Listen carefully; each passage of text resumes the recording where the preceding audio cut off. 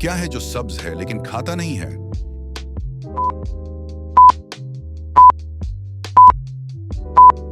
एक पौधा।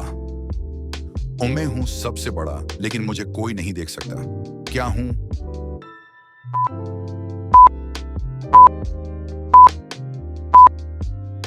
एक आसमान। भी क्या है जो पानी में भी नहीं गीला होता?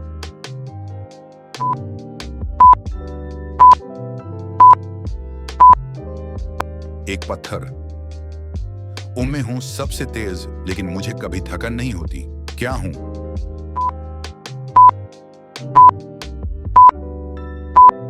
एक हुआ। ये क्या है जो सब कुछ देखता है लेकिन कभी नहीं बोलता?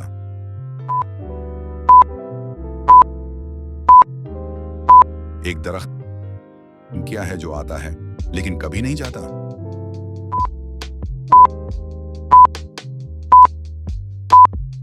कल का दिन। सबसे छोटा लेकिन सबसे ज्यादा खतरनाक। क्या हूं?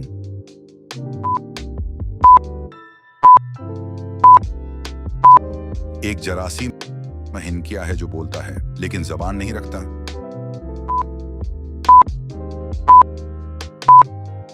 घंटी। में हूं सबसे बड़ा लेकिन मुझे कोई नहीं देख सकता। क्या हूं? एक साया। क्या है जो सब कुछ रखता है लेकिन खुद कुछ नहीं रखता? एक जेबा।